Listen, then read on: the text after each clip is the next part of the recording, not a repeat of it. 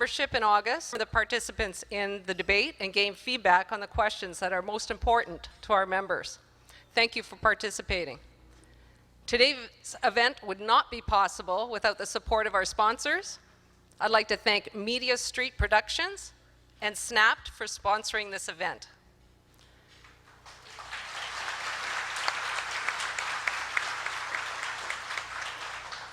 We ask that everyone turn off their cell phones and electronic devices during the debate. Also, please remain in your seats during the debate. We are broadcasting live. Finally, it gives me great pleasure to introduce today's moderator, Craig Pearson, Managing Editor, Windsor Star. Craig Pearson has worked as a daily journalist during his 32-year career, including 28 years with the Windsor Star. The award-winning journalist holds a bachelor's degree in journalism and a master's degree in communication studies, and has taught writing and reporting at the University of Windsor part-time for 22 years. Please join me in welcoming Craig Pearson.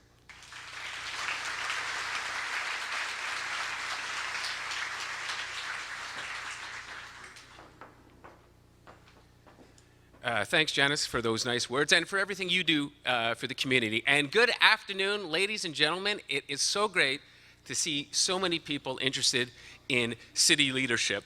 I'm therefore pleased to serve as moderator for today's Windsor Regional Chamber of Commerce 2018 mayoral election debate. The chamber debates are traditionally the preeminent debates in town, so you're in for a treat. I should note that we are live on CKLW AM 800. The debate is also being live streamed at the Windsor Star and at CBC's Facebook page, and you can view that again later. The rules of the debate were agreed upon by the candidates in advance. Each candidate will have 1.5 minutes for opening statements. Then for the question and answer period, the first candidate will have 1.5 minutes, the second candidate will have 1.5 minutes, and the first candidate will have a 30-second rebuttal. There are 12 questions, and I will alternate who starts them to be as fair as possible. Plus, I have extra questions just in case as well. Both candidates will have a 1.5 minute time frame for closing remarks. A chamber timekeeper, Ryan, will signal when the candidate has 15 seconds left and when their time is up, at which point it's my turn to talk. During an earlier meeting with the campaign teams, the position of candidates on the stage and thus the order of speaking was determined by a coin toss. Questions were developed through suggestions from chamber members and the community. And the candidates do know general topics that might be discussed, but they have not seen the questions in advance, which makes it that much more fun. So, without further ado, please welcome to the stage mayoral candidates Mayor Drew Dilkens and former Chamber President and CEO Matt Marchand.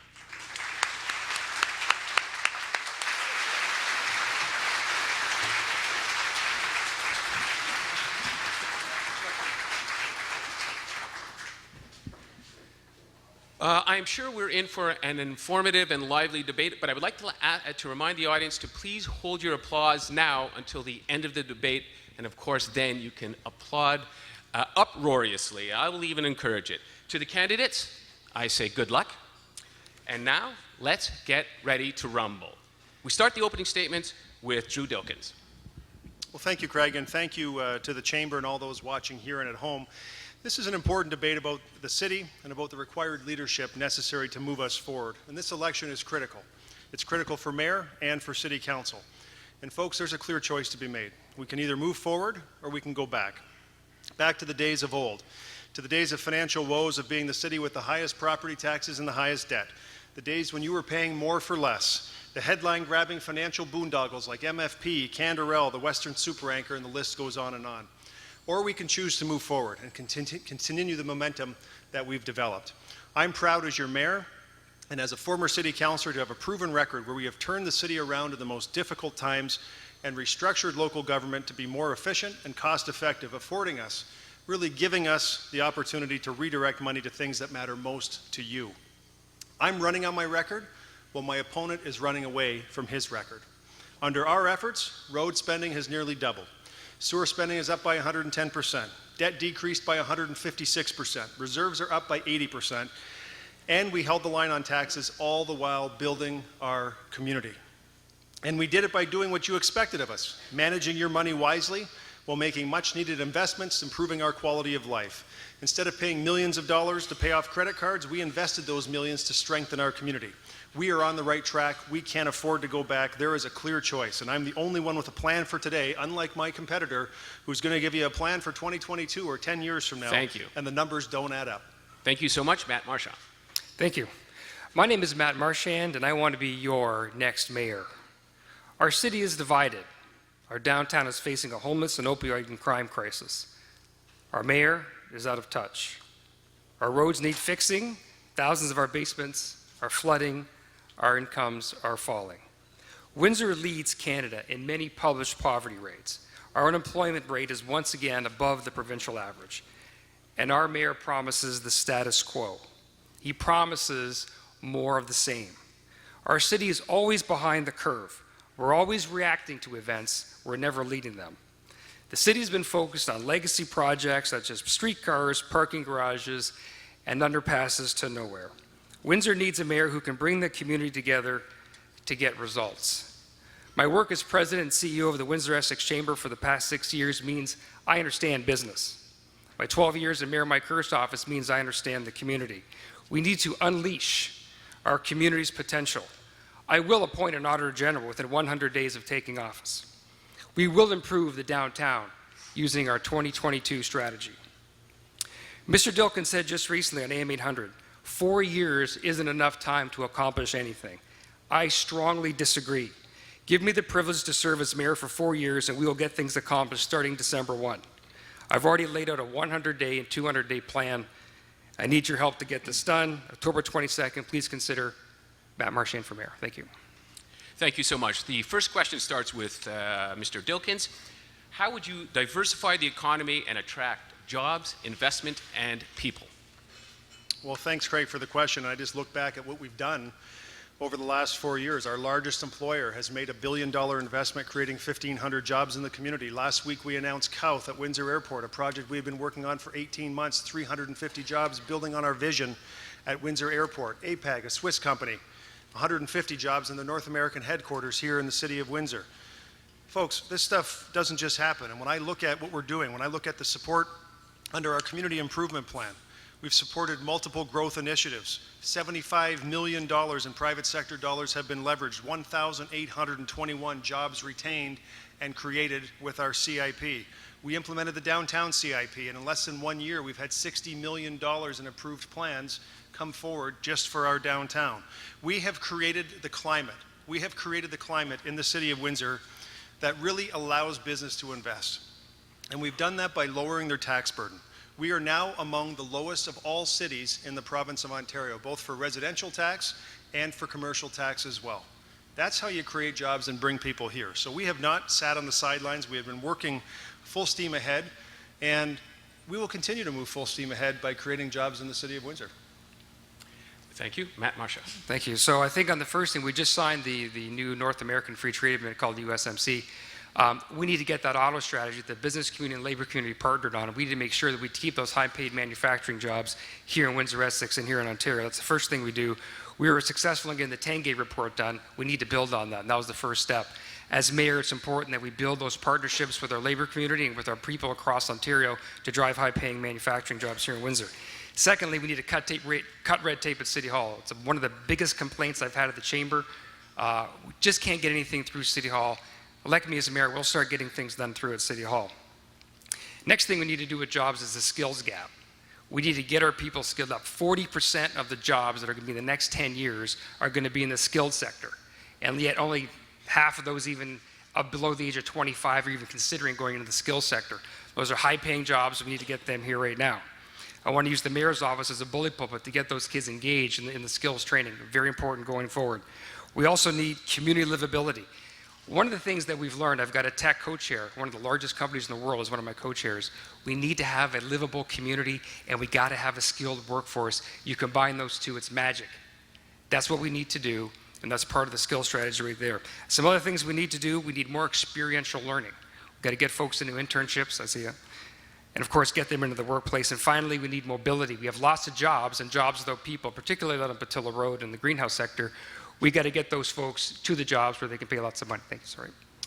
Mr. Dilkens, 30 seconds. Well, folks, my plan is really simple, and it's multifaceted. And we are going to continue to expand our community improvement plans to include all BIAs in the City of Windsor. We are going to pursue a center of excellence for autonomous and connected vehicles. We've already received funding for $5 million. The World Economic Forum has given us the green light. We're now partnered with Detroit and Ann Arbor, and we're going to create that autonomous vehicle and connected vehicle network right here in the City of Windsor. We're going to continue to build on our strong results at Windsor Airport, both with Cowth on the Northlands and the Southlands, to maximize the potential of Windsor Airport. Thank you so much. Starting now with Matt Marchand, how would you describe your leadership style, and please give an example of where you used it? Well, I think folks in this room would know I've won many awards from the Ontario Chamber for my collaboration style. And that as Chamber President, even on the auto strategy, with single sports betting, auto strategy, I've partnered with just about everyone to get results. And that's what being mayor is all about. Partner with people, get results. If you look at, for example, the auto strategy, I'll give you a quick story. I was in my car, I got a call from Local 444. Hey, Deb Matthews, the Deputy Premier, is coming to town. Do you have a few minutes to come over and talk to her about the auto plan? I go over there, sit down in a room. We've got the representatives of the labor community. The Deputy Premier sits down and says, wow, I've got the Chamber President here, along with the uniform. What's up with that? And we told her the way to get results, it's a very powerful collaboration. When business and labor come together, you get results. You power that with the mayor, business and labor, you've got a great opportunity to get results for our community. And that's what my track record is. I've got numerous awards in that regard. And it's not just that. If we talk about poverty, we have one of the highest poverty rates in the country. You know, I was recruited to go on the Prosperous panel to get our kids off poverty. 1 in 3 under the age of 18 are living in poverty. Something even as Chamber President I thought we had to do and show leadership on. So you can go across the board. My track record speaks for itself. It's probably one of the best in the country. My national president, Perrin Beatty, said it himself. Matt Marchand set the national example of how to partner and get things done. Thank you, Drew Dilkens. Well, folks, you just have to look for the last 12 years, certainly the last 4 years as mayor, how I've collaborated with members of City Council to move the city forward. You have 12 years of history with me. There's no surprise here. You can talk to people in the audience who've worked with me with respect to development projects, removing barriers. You can talk to city councilors, how we've moved projects forward in their ward. And if you don't believe any of that, you go talk to Detroit. You talk to Dan Gilbert, how we partnered on Amazon bids for the HQ2. You can talk to LaSalle and see how we partnered to move regional transit into the town of LaSalle. Or you can talk to the town of Amherstburg, and they'll tell you how we partnered to be able to deliver policing services to the town of Amherstburg. And if those aren't enough, you can talk to Cowth, the company that we brought here from Germany that we worked on and worked with for the last 18 months to sell our community, to create the value proposition that makes sense for them, and to bring those jobs to the City of Windsor. 30 seconds. Now, we released our Windsor 2022 strategy. I invite you to look at it. It's on the web. It's one of our guideposts going forward. It's a very important document. But before I released it, we consulted with, looked at best practices across North America, the power of relationships. I went over and saw Mayor Dennis Archer over in Detroit and said, listen, have a look at this, see what you think. The importance of relationships and the importance of partnership are what drives success. And that's one thing I've demonstrated at the Chamber. Thank you. Thank you. This question starts with Drew Dilkens. There have been 9 slayings in Windsor this year alone, and a spike in 9 slayings. 9 murders in Windsor this year alone, and a spike in crime downtown. Why do you think that is, and what would you do to tackle it? Well, listen, I have to tell you right off the bat that when I see going on downtown, it doesn't make me really happy. And we have made huge investments. The difference with me and the difference between me and my competitors is that I'm not running away from my record. I know that we have made over $200 million of investments in our downtown, whether it's the Aquatic Center, whether it's the Art Gallery, the Capitol Theater, the money we've spent to bring University of Windsor campuses downtown, St. Clair College, streetscaping on Olette and Polisher, Festival Plaza, our riverfront, the $1 million we put in for our community improvement plan, Museum Windsor, investing in our parking garages, installing alley lights in high crime areas. I'm not running away from that, but I'm not happy with what I see. So we have a plan, and the plan is really simple. we are going to hire 24 additional officers. It's already been approved. We are putting 8 more officers on foot in our downtown core in peak times, Friday and Saturday nights. We are upping our drugs, gangs, our DIGS unit, drugs, gangs, and guns unit in the city of Windsor. We are also going to install 100 cameras and link those directly to the comm center with Windsor Police so that they have an immediate response and the ability to provide an immediate response with the adequate resources to things that are happening. And certainly, people like to blame the mayor for a lot of things, and the buck stops with me. So if folks want to blame me for a continental opioid epidemic, that's fine. The question is, what are we doing about it? We are sitting around the table. We have the folks who have all come together working on our opioid strategy. We have CEOs from the hospitals together. We have police. We have the shelter folks. Everyone is around the table developing short, medium, and long-term solutions to try and address this very important problem. Great. Thank you, Mr. Marchand. Our crime severity index has been rising since 2014. We have 50 fewer police officers today than we did then. Mr. Dilkins talks about adding 24 police officers. We are short 30 police officers this year because of retirements and people leaving the force. So again, I said before, as this was a status quo mayor, we can't even do the status quo this year with respect to police officers. So this is more behind the curve thinking. I also want to point out that putting more surveillance cameras so that we can watch crime happen and make it easier to report them is not the way to go. What we need to do is prevent the crime in the first place. So a couple of points in our Windsor 2022 plan, which I would encourage you to look at. We're going to increase the DIGS unit by 50%. There's a unit in Toronto, it's called the Provincial Weapons Unit, and they're going to be making some investments, our campaign is told. This is provincial resources to deal with guns. Specifically with guns. We want that unit located here in Windsor because we know there's traffic of guns coming in through the other side of the border. The other thing we need to do is get some of our officers back on the street. The Windsor Police Service has got the highest number of officers that are on stress leave, reduced leave, call it what you want. We got to get those folks back into the community. We got to protect those who are protecting us. Thank you. 30 seconds. Well, that last comment he made is just patently untrue, and this just goes to show he will say anything he has to say to try and get elected. We are the first city in Canada that is going to implement the Digital Neighborhood Watch program, allowing home and business owners to connect and share information in real time. We are also going to upgrade our 911 system to the enhanced 911 to allow people to report crime in real time with text, video, and file sharing. And we're going to double rewards at Crime Stoppers for drug and violent crime offenses to try and get these people off the street. And if that's not enough, we're sending people who are wanted on warrants in other jurisdictions back to where they came from to face court. Thank you so much. Starting with Matt Marchand. How would you make the city cleaner and more attractive? Yes, well, we have it in our 2022 plan. We have an outline of how to do that. Particularly, we're going to start with things like little things that matter. And that was something that the late Mark Mascaro and I talked about at length. We have to clean up our downtown. If we want to get investment in our downtown, we have to make sure it's cleaned up. Let's talk about patios. We need to increase our patio space downtown, but in order to do that, we have to have a clean downtown. We have to have people come in there. We have to have those investments in our downtown to keep it cleaner. Now, the other thing I want to say is about the downtown. If we want to make our downtown a place to do business, we have to make sure that people can go there safely. So we have to ensure that our police protection is there. We have to make sure that we can get our permits for patios. And we also have to make sure that things like power washing the sidewalks, all the little things that matter that can help our community and get people into our downtown. Great, thank you. Drew Dilkins? Well, there are multiple ways to do it. Some of them we're already doing. Certainly partnering with the BIAs, I think, is a very important step, and having a good partner there. And some things are just as simple as getting the gum off the sidewalk and making sure that the right people are doing the right things.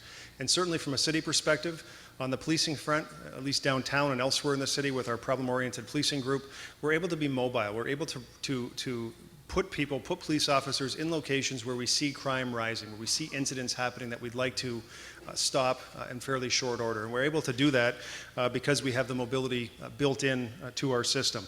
I think part of this is bringing back the Clean City, Clean Streets initiative and getting people in the community to take ownership of different parts of the city. None of us alone can do this, folks, you know that. But if we work together on different parts of our city and neighborhoods, then we have an opportunity to make a real difference. And I think that will make a big dent in some of the things that we're seeing in parts of our city. Thank you. Mr. Marchand, 30 seconds. Yeah, as part of our 2022 plan, we have a thing called Community Cleanup Days, which is a very important event that elected officials, community leaders, business owners, the community can come together to clean up our downtown. and our neighborhoods as well. The other thing we need to do is what I've talked about in the 2022 document is to have a coordinator for all this. So we can clean up our downtown, have the coordinator, get the community involved. If we want our community to succeed, we need everybody to get engaged. Thank you. Starting with Mr. Dilkins, how much would you raise taxes over the next 4 years? Well, folks, this can't be a trick question because you've known me for 12 years and you know what I said I was going to do in 2014. I actually exceeded that promise to you. So I told you in 2014 that I would keep taxes at zero for 2015 and then hold the line thereafter. We did zero in 15. We also did zero in 16. We are the city in 17 and 18, a cumulative amount of 2.4%. We are the city in the province that had the lowest tax increase of any other city in the province of Ontario. So with me, you don't need to guess what I'm going to do. You know what I'm going to do. So when I say I'm going to hold the line on taxes, that's exactly what I mean. But some would like to say that holding the line on taxes means we're not making investments, which would be absolutely untrue. We continue to invest record amounts in our roads and sewers to deal with the infrastructure deficit that we've seen and that we've inherited over many, many years, and we're going to continue to do that. And we've invested in our quality of life. And I can go through the list for you of all the things that we've invested in, whether it's parks and pools and arenas and playground renewal, whether it's new libraries or fire halls. We have done all that, and we've still held the line on taxes. And we're able to do that, folks, because we've restructured this city, and we have the financial flexibility to make the investments that improve your quality of life each and every day. And we will continue to operate in the manner that you're accustomed to, making sure that we continue to hold the line on taxes, and continue to make the investments in our community that you all appreciate and deserve so that our community has all of the amenities that it deserves as well. Thank you. Mr. Marchand. Thank you. I have no idea what hold the line on taxes means. I think it's a bit of a cop-out. What's the number? I'm telling you what the number is. It's going to be 1%. That's what we're going to raise your taxes by. You know why we're going to do it? We're going to pay for a 2022 strategy to deal with downtown. Crime, opioid, homeless, it's costed in our platform. We're going to raise it 1%. I'm not going to tell you that we're not. But I'm going to be honest and transparent with you. That's a lot of what our campaign is about. We're going to be honest and transparent. It's going to be 1%, and that's what it's going to go for. Now, Drew said last year that he was going to raise taxes. They raised taxes, the city raised taxes last year by 0.9%. And Mr. Dilkins' comment was it was too painful to have a tax freeze. My question is, too painful for who? The politicians or the people? Who is it too painful for? We're going to be honest, open, and transparent. We're going to raise your taxes by 1% to invest in our community, to deal with crime, opioid, homeless in the downtown, and also deal with infrastructure. Thank you. Thank you. 30 seconds. So what he's not telling you is that the 1% he's talking about is just to implement his first set of initiatives. He is way too risky, folks. His financial plan, please, please, please go on his website and download the financial plan and read it for yourself because it is a disaster. It doesn't make any sense. He shows he doesn't know what he's talking about. Look at the numbers for yourself. It's available to everyone here. He does not understand the numbers. He is way too risky. Thank you so much. Starting with Mr. Marchand. How do you feel about contracting out city work? Well, thanks for the question. For the last couple of months, I've had a really good time. I've been going to door to door, talking to people, talking to lots of different people at the doors. Hasn't really come up as a priority, except to outsource one job. The current mayor's job. That's the only job that I've been asked to outsource. I would also say that, look, we've got a tremendous business community. We've got a tremendous labor community. This administration, if given the privilege to serve, I will be transparent. Any city work that's going to be tendered out, it's going to be transparently analyzed. And then the winner will take it. But we've got a great business community, a great labor community. The end result is going to be we're going to get a great product and great quality for our community. But also, my priorities are going to be Auditor General, community livability, Windsor 2022, flooded basements. Mr. Dilkins? Well, let me go back to the question, which was about contracting out. And I think if you looked at me for the last 12 years, you know that I'm not afraid to put my hand up because I put taxpayers first. And if we're talking about garbage collection in this city and a way to save $7 million for the residents, I'm there for you. If we talk about parking enforcement and a way to save you hundreds of thousands of dollars, I'm there for you. If we talk about getting out of businesses that don't make sense, like city-run daycares, I'm there for you. And every contract, folks, every contract, don't be fooled by the spin of what you're hearing up here with special interests taking control with my opponent. We've negotiated every contract in this city of Windsor for the last 4 years, every single contract without a work stoppage and in a way that was fair to the taxpayers and fair to our employees as well. We negotiated settlements with both police and fire without having to go to arbitration. This is the first time in 15 years with fire that it didn't go to arbitration. Fair for you, fair for the taxpayer, fair for the employees as well.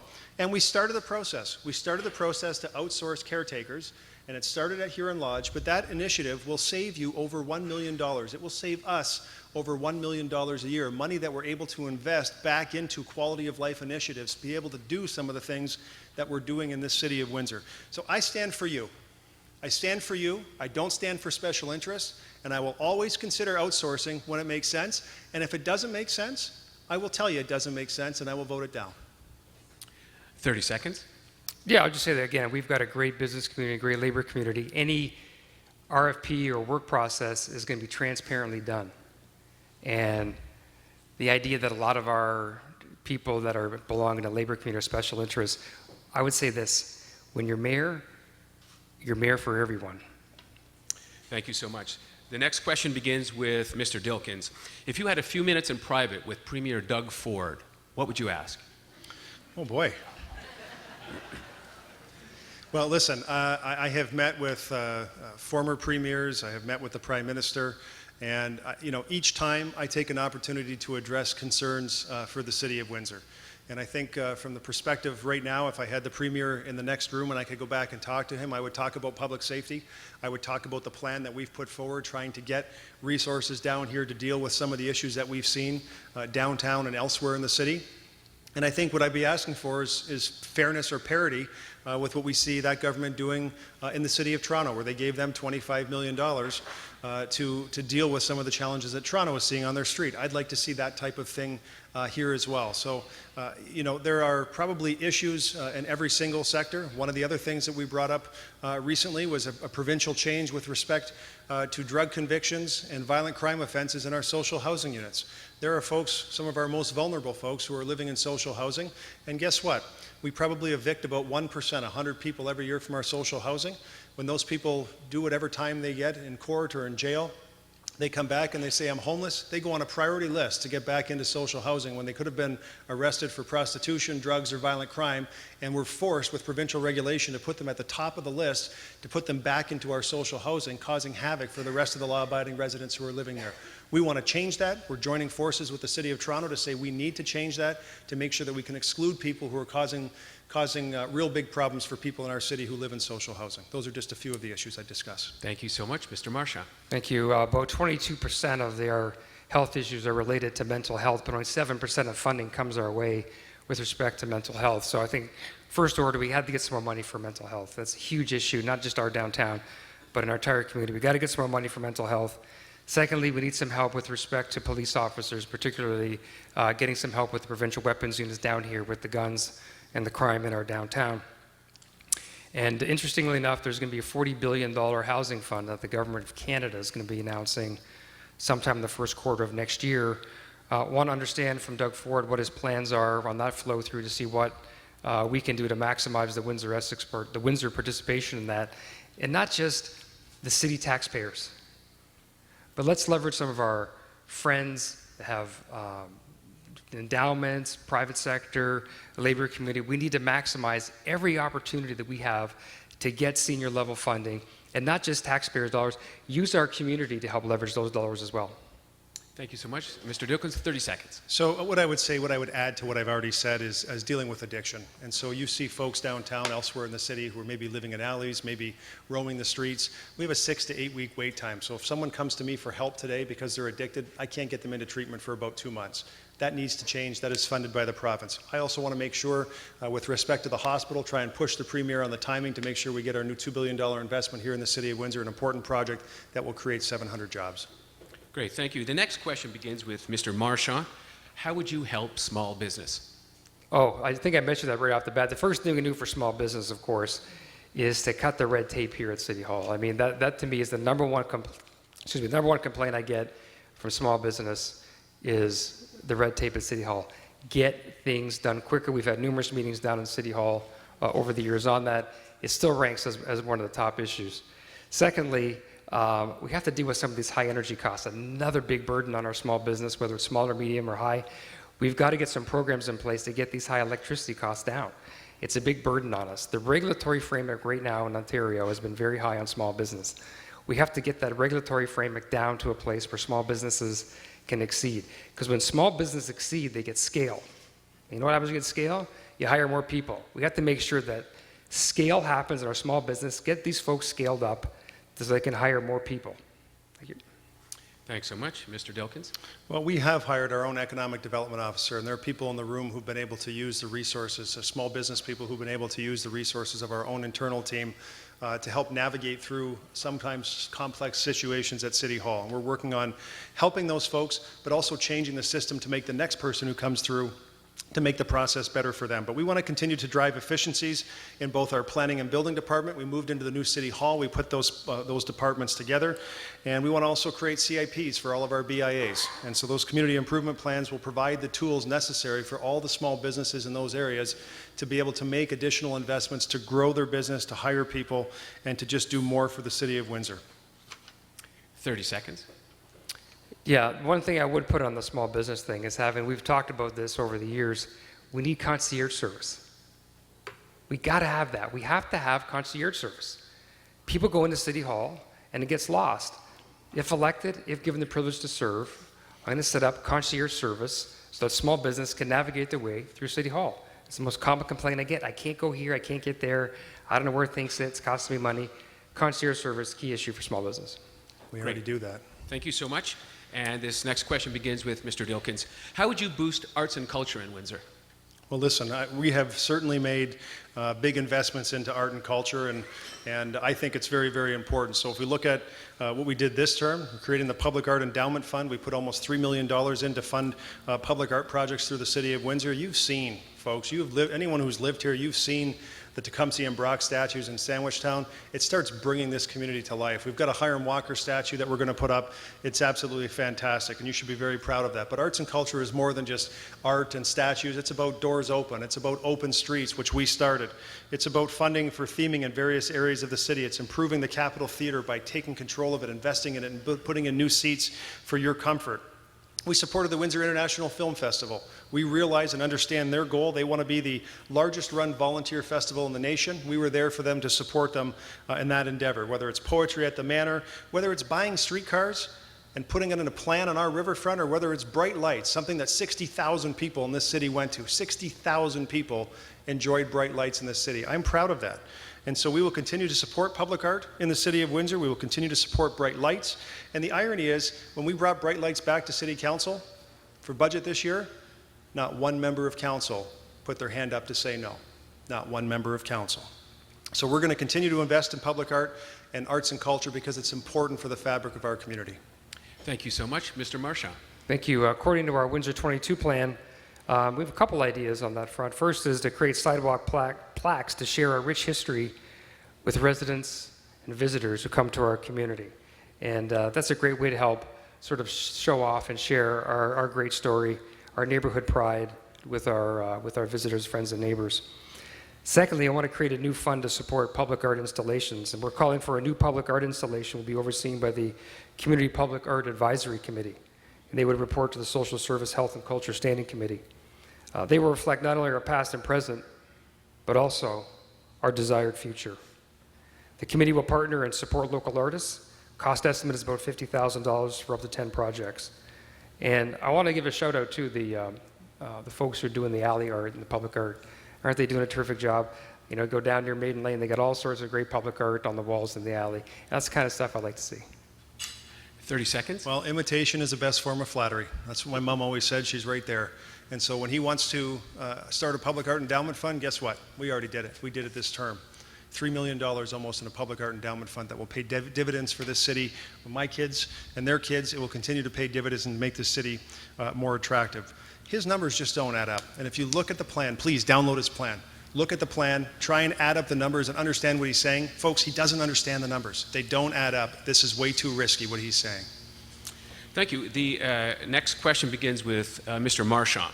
What is your plan to upgrade roads, parks, and other city infrastructure? Yes, the roads in this community are in bad shape. We know that. Part of our plan, we just rolled it out last week. We will invest in roads. We will invest in flooded basements. We are behind. We have an infrastructure deficit of about $400 million, depending on how you read the numbers. But part of the reason why we're behind is our energies and efforts have been directed towards non-community priorities. We spent too much time on aquatic centers, streetcars, underpasses to nowhere. What I want to do is redirect money towards community priorities, and that's a big part of our campaign. We want to align community priorities with community spending. Some people don't want to hear that. Some people want to focus on Grand Prix, money there, and $1 million for this, a streetcar. Our campaign wants to focus your money on community priorities, roads, sewers, Windsor 2022. Thank you. Thank you so much, Mr. Dilkins. Well, folks, he doesn't have a plan. Please download the plan. This is the third time I'm telling you, download the plan. The only thing that's in there with respect to sewers is the $89 million plan for Riverside and East Riverside that we've already approved. He wants to get that done.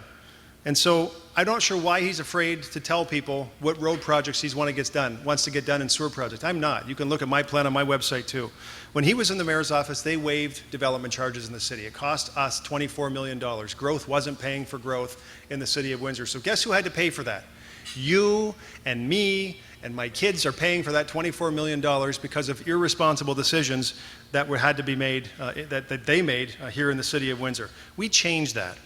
We got our financial house in order. We reduced debt. We restructured the size of government because we freed up that money to spend. Since 2003, we have invested $1.026 billion on roads and sewers, more than $1 billion since 2003. We have been rebuilding our roads and sewers, but we have decades and decades and decades to catch up on because of the neglect of times when he was in the mayor's office and even before that.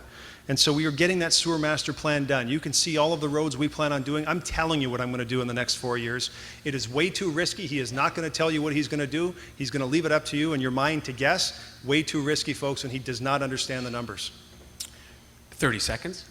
Yes, we're going to accelerate because of the flooding crisis, particularly in East Riverside. We're going to accelerate the 10-year plan to 6-year plan. And we've checked with experts, national experts. It can be done. All it takes is political will. All it takes is focus. Stop the legacy projects. Stop that. Focus on community priorities. We will do the sewer master plan in 6 years with political will. That's what our campaign is all about. Focus on community priorities, not legacy projects. Thank you. The next question begins with Mr. Dilkins. What steps would you take to help low-income families in this community access housing and other services? Well, listen, affordable housing is a big thing. And let me start off by saying that with respect to affordable housing, it's this city council. It's this city council, folks, that has made the investment. And if the investment is the first investment in 30 years, we're the ones who did it and got it done. We are investing in 150 affordable housing units in Meadowbrook. The first investment in 30 years. And there is more. And I can tell you that there are 30 more units coming in our downtown core in a building that is blighted today that will be renovated and add more capacity to our entire system. And so this is a complex problem. Homelessness is a complex problem because the intersection of many cases, the intersection of addiction, the intersection of mental health are there, but we have a plan. We have a plan. It's called the Housing and Homelessness Plan. We've been implementing that plan since 2014. And what he won't tell you is that last year alone, we housed 250 people who were otherwise homeless in the city of Windsor. 250 people. So we're implementing that plan, and the plan calls for homes first, housing first. You got to get people into a home, then you can deal with all the aspects in their lives that are going on and trying to get them the support that they need to become productive citizens in our community. So we have not sat back. We have made the investments. We will continue to make the investments where they make sense. And we own a parking lot. That parking lot is on Karen Avenue between University and Riverside. We are cleaning that parking lot up. We are going to waive development charges. We are going to reduce property taxes, eliminate them actually for 10 years, and we are going to bring a developer in there to build even more affordable housing. Thank you. Mr. Marchand. Yes, Kelly Gause, your own coordinator of housing and administration, contradicted you. There's actually been a net increase, according to council on Monday night, in terms of homeless folks. Anyway, so in my 2022 plan, we're going to enact an inclusionary zoning bylaw that will require developers to include social and housing units in new residential developments. So that way there's a bit of a mix. We're looking at refurbishing tax-free city-owned residential properties into new social or affordable housing style when appropriate. These houses can be located throughout the city and should help mix social and affordable housing into established communities. Another thing I want to do is to accelerate the incentives to waive permit fees, etc., for the creation of in-law suites. So those are some of the steps we could take. The other step I want to say is that with the national government coming up with a $40 billion housing plan, we want to make sure that we're in that plan, that we get matching funds, whatever that is. We got to make sure we're in a position to maximize those funds coming into our community. Mr. Dilkens, 30 seconds. Well, his plan is unfunded and certainly underwhelming, and it doesn't speak to making any significant dent to help those who are low-income working people. Operating single home sites, as he's suggesting, to either the affordable or social housing side is the most expensive way to provide that service. So he will say whatever he thinks he has to say to fool you into believing him, but scratch and just move behind the surface and understand what's going on. It is a very impractical plan that he's put forward. We have a real plan. It's funded. We are creating the units. We're the first city council in 30 years to make the investment. The next question begins with Mr. Marchand. Is there adequate transparency in government, and if not, how would you improve it? Well, one of the top issues we're dealing with, transparency and accountability. Job one, I put it in my first platforms. Auditor General. I will appoint an Auditor General within 100 days, whether it's, regardless of where you look at, whether it's NWIN, the City Hall, we need to have transparency and accountability. The current politicians at City Hall think it's their money. It's your money. You need to know how it's being spent. We need value for money. We have an $800 million corporation. Why wouldn't we want to see if we're spending that money wisely? Why wouldn't we want to have an independent third party come and say, hey, you're doing this part right, you're doing this part wrong? Why is there such resistance to that? Well, I don't know, but I'm telling you, we're going to have an Auditor General in place within 100 days if given the privilege to serve. Thank you, Mr. Dilkens. Well, I sure hope my opponent doesn't want to be as transparent as the day he was when he announced that he was running for mayor and wouldn't tell you what his status was with this chamber. But let me show you the proof, folks. Here are the audits that we've undertaken with PricewaterhouseCoopers since I've been mayor. 37 audits, 215 recommendations, 159 of them already implemented, the rest of them underway by our administration. There is a reason why 2 municipalities of 444 in the province of Ontario have adopted the Auditor General model. 2 of 444. Take the City of Toronto out, they're required by law to have one. I understand that it sounds good. It sounds good and it appeals to some distrust that some have in government. It stokes fear through conspiracy, and by extension, it casts doubt as if something is wrong. But let me say this, during my time at City Hall and during my watch at City Hall, there has been no MFP scandal. There have been no Canderel scandal. We have not invested millions of dollars in parking garages with cost overruns budgeted at $7 million, ending up at $17 million. And under my watch, we've outsourced this function to a reputable firm called PricewaterhouseCoopers. PricewaterhouseCoopers, we talk about, and he talks about value for money. This is value for money for you. This is for you. We could spend what Toronto spends, $6 million. We could spend what Sudbury spends, $370,000. We could spend what Ottawa spends, $2.1 million. It doesn't improve your life. This is about you and doing what's right for you, value for money for the taxpayer. That's who I look after. Thank you so much. Mr. Marchand, 30 seconds. Yeah, PwC was not appointed under the Auditor General Act or the Municipal Act of Ontario, and therefore does not have Auditor General powers. Helga Rydell, the city CAO in 2014, in a column by Ann Jarvis, referenced that. We don't have an Auditor General. And there's big resistance to getting an Auditor General. People don't want to have a look at the books. This way, Auditor General, we get the transparency, we get the accountability, we get financial results for the community. Thank you so much.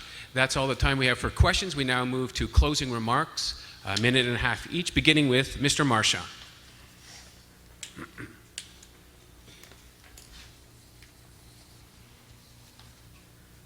I want to thank the Chamber for hosting the debate. I also want to thank you, Craig, for doing a great job as always.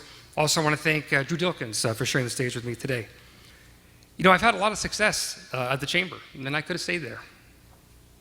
I didn't, because I believe the community's headed in the wrong direction. The status quo is not working. And what we're all being offered is more of the same. I decided to do something about it. I decided to run for mayor. I laid out an aggressive platform. to get this community going again, but I need your help. A direction based on transparency, accountability, with a focus on community priorities and livability. You know, my granddad was a member of Local 200. There was a small strike there in 1945 on the corner of Riverside Drive and Olette. And what a proud moment it would be for him to see his grandson bringing the community together with business, labor, co-chairs in a run for mayor. But the choice is clear in this campaign. You can have more of the same, you can have the status quo, or you can vote for Matt Marchand for transparency, accountability, and community priorities. Thank you. Thank you so much. Mr. Dilkins. Ladies and gentlemen, Windsor is on the right track, and our future is bright. For the past 12 years, we've worked hard to turn our city around, to position it as a modern, progressive community that offers amenities that meet the needs of our residents, so that families choose to stay here, so that business chooses to invest here, so that retirees choose to retire here. Today, because of our leadership, our city is stronger. Because of our resolve, our city is repositioned and better than when I took office. Our taxes, once the highest in the province, today below the provincial average. Our debt, once projected to be a crippling $370 million, on its way to $46 million, and our reserves today are at $180 million. All of this, and we still invested record amounts to improve roads and sewers while holding the line on your taxes. We also made lots of other investments in fire halls, parks, playground renewal, pools, arenas. We opened Pesh Isle, arts and culture, job creation, community improvement, affordable housing, education, and much more. We put taxpayers first, and we fought to ensure we'd benefit from construction of a new $5.7 billion bridge, 2,500 jobs, one of the biggest projects in our entire nation. I am the only candidate, folks, the only candidate for mayor that has a plan, a proven plan, a plan that continues record investment in our roads and sewers and public safety. And I've proven to you my dedication, my leadership, and most importantly, I've proven to you my results. We can't afford to go back. It's just way too risky. But I'm excited about Windsor's future. I'm excited about where we're going. There's so much more to do, and with your help, we'll be able to get there. Let's keep Windsor moving forward. Thank you. Thank you so much, and that's the end of the debate. I'd like to thank the candidates for sharing your vision on how to make Windsor even better.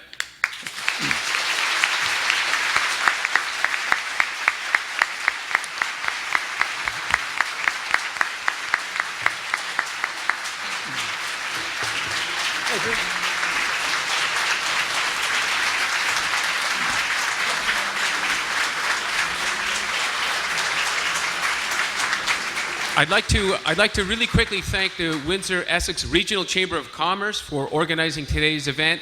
Also like to thank Media Street, Snap, the Fogelar Furland, and CKLW AM 800 for broadcasting the event live. On behalf of the Windsor Star, I'd like to thank the audience here and at home for joining us. Come October 22nd, please go vote and have a great day. Thank you.